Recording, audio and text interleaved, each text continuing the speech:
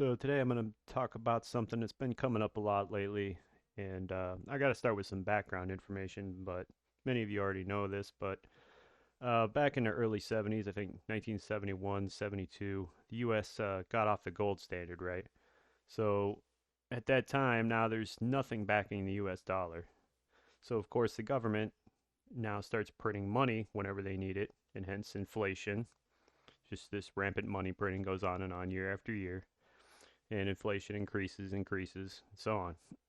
So wealthy people couldn't keep their money in cash anymore because it just get inflated away to nothing. So they had to, invest it, or more importantly, buy assets. And the best asset they found was housing. And the reason that is because that is something that everybody has to buy into. Luxury goods, people could take it or leave it. You don't have to buy most luxury goods. But everybody has to either rent or buy a house. So years go by and years go by, and of course, housing gets more expensive at a far greater rate than wages or any other kind of investment, really, because more and more housing is getting concentrated into less and less hands because that's their investment vehicle, right? So that's what's been happening over the years. And as you know now, it's become a huge problem in every country that's using fiat currency, as more and more people use housing as a as a commodity instead of as a place to live. And we see the housing crisis we have today.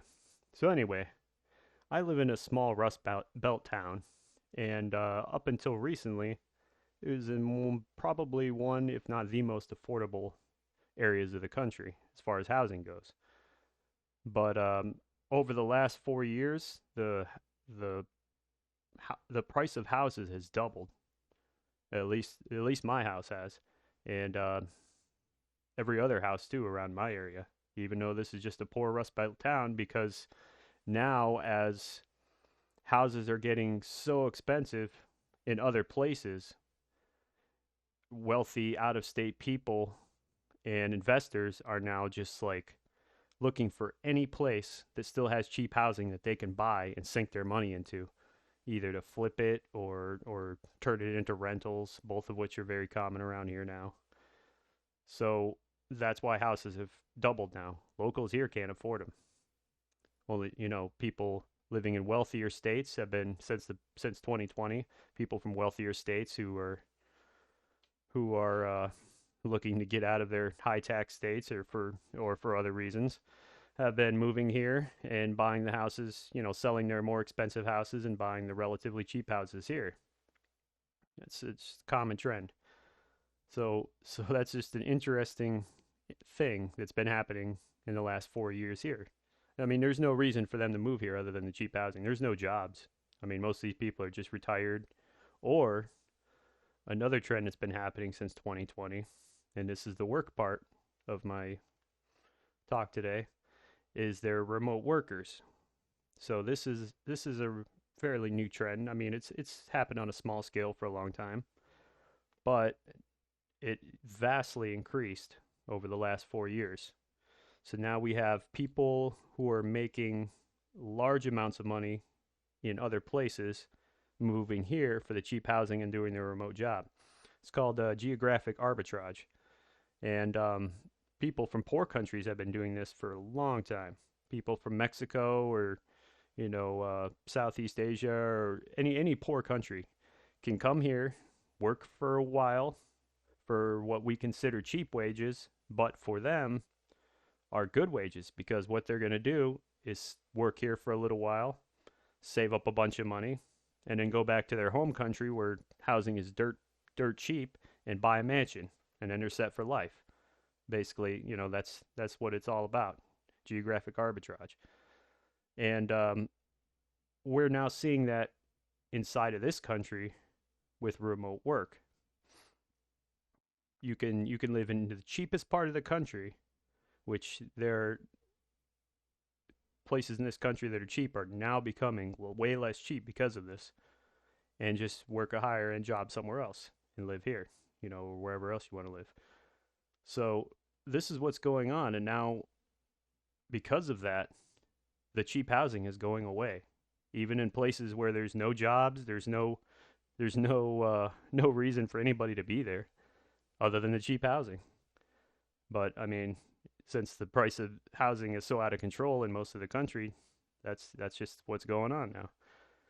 So I there has been a lot of the youngest generation now trying to get into remote work. They're trying to be, make money through YouTube or any kind of remote work, any side hustle that they can do online.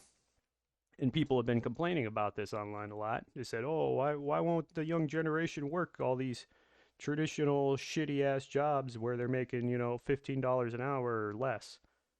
Well, because they know if they work these jobs and they're making a wage, they'll never be able to afford a house. So I applaud them for this. I think they're smart because these crappy low pay jobs, you'll never be able to afford a house. You'll never be able to afford a family. So they're going their own way. They're doing remote work.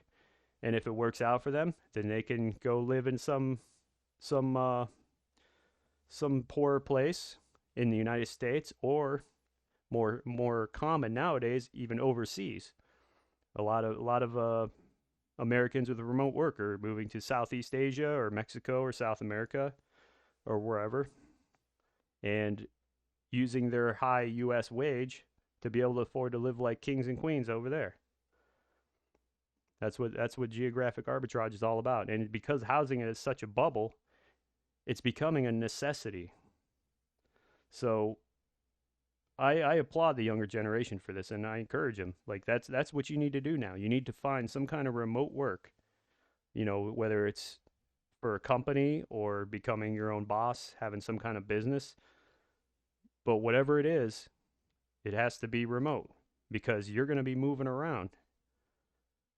You're going to have to find that place that still has some kind of housing that's actually affordable. That's just the way it is now. As the housing prices keep going up and keep getting concentrated into fewer hands, being bought up by investors, hedge funds. That's what you got to do. You got to keep moving to the next cheap place, wherever is affordable next. There's just going to be a migration of people. The next generation will have to find that next cheap place where the housing is still affordable, where they can make a higher wage working their remote job or online, and then finding this next cheap place where they can actually afford to live. Because who can afford these especially working a wage job? Who can afford the house prices now in most places? Not working a wage job. I mean, maybe they're not making more money than if they're wage cucking working online, but that doesn't matter because they can live anywhere. They can go somewhere where you can live on $1,000 a month. So it doesn't really matter how much they're making, as long as they're making enough. But if you're wage cucking, then you're stuck in that place. And most likely, that place is not going to be affordable because there's just going to be low wages. That's just the way it is. You have to go somewhere where the pay is shit, and therefore housing costs will be low. But you have to use that high salary, or relatively high salary, even if it's a shit salary for wherever you're from. Move there, live like a king or queen. So yeah, more young people are doing this, and even older people. I mean, people my age, you know, we're doing this too, because that's what you got to do now. You just got to find that next cheap place. You got to make your money online, however you do that. Yeah, so I encourage them, and it just makes sense.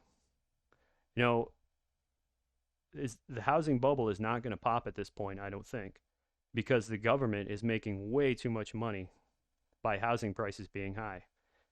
Insurance companies are making way too much money. Property taxes are super high because of the high cost of housing, or the high price of housing. And so the local governments want your housing to be high. They don't want cheap housing. Insurance companies don't want cheap housing. They're making a fortune. The only people that want cheap housing are people that need houses to live in, but they're not the ones who run things. The oligarchs that run the country run things. The people in the government are invested in all these REITs, all these housing investments. They don't want housing to go down. They don't want it to become affordable. They say they do, but they don't. Why aren't they doing anything then? Why don't they restrict people, corporations, and from buying single family homes? Why don't they restrict people from buying more than one or two homes instead of 50 or 60? People are just taking out loans on homes they already own and buying more homes. They just keep doing this over and over again. That's why some people have 50, 60 houses and just rent them out, become slumlords, and don't fix them up, and people got to live in fucking squalor. So, yeah. So, the people in power do not want housing to become cheaper. They want you paying high taxes. They want their kickback from the insurance company for keeping housing prices high. So you got to use geographic arbitrage. You got to find that online job, and you got to find that next cheap place. The next generation is just going to have to keep moving around trying to find that place. So I encourage it. I say good for them, because that's what you got to do now. But I guess that's all I got to say about that for right now. Uh, like this video, subscribe, leave me a comment if you want to talk about this some more, or if you want me to elaborate on anything. But have a good day.